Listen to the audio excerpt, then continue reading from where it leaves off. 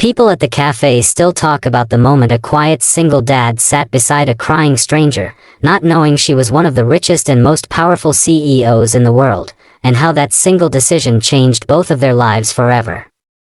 They say destiny doesn't knock. Sometimes it sits across your table in a wrinkled shirt, carrying a backpack with a little girl's cartoon keychain. And if you stay till the end, you'll see why that day became the turning point they never saw coming. Ethan had only planned to grab a cup of coffee before picking up his daughter from school. Life had been tough lately, 2 jobs, no sleep, and an apartment he barely afforded. But he carried his struggles quietly, the way single dads do when they want to be strong for their kids. As he waited for his order, he noticed a woman sitting alone near the window, her hands shaking as she wiped her eyes quickly, like someone used to hiding her pain. She looked out of place, dressed in a luxurious coat but curled into herself like she wanted to disappear. People stared but pretended they weren't. Ethan didn't. He walked closer, hesitated, then gently said, "You okay? This seat taken?" She looked up as if pulled from drowning and whispered, "Please, just sit." Her voice cracked, and for reasons he couldn't explain, he felt her pain like it belonged to someone he knew. Her name was Ava. She didn't offer more, and he didn't pry. For minutes, they sat quietly, breathing in the soft noise of the cafe. Then she finally said, "Have you ever felt like everything you built can collapse in one day?" Ethan gave a half smile. "I feel that almost every week." She laughed through tears, a sound too broken to hide. Something about Ethan's calm presence made her talk, about betrayal in her company, people she trusted turning against her, a board meeting where she lost everything she worked for. Ethan didn't know she meant billions. He just heard a woman who'd been stabbed in the back. Sometimes, he said gently, losing everything exposes who never deserved you in the first place. It was simple advice, but it hit her harder than any speech she'd heard from people paid to comfort her. She looked at him with eyes that hadn't seen genuine kindness in a long time. An hour passed without either noticing. For Ethan, it felt good to help someone, even though his own world barely held together. For Ava, it felt unreal that a stranger listened without wanting anything in return. When Ethan stood up to leave, she panicked and grabbed his hand. "Can you stay a little longer?" He saw the fear in her eyes, real fear, not the kind money can hide. So he stayed.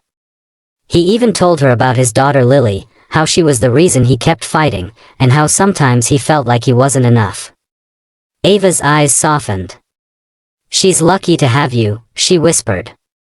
It was a sentence Ethan didn't know he needed, but destiny wasn't done with either of them. The next morning, Ethan dropped Lily at school and went to his part-time job at a repair shop.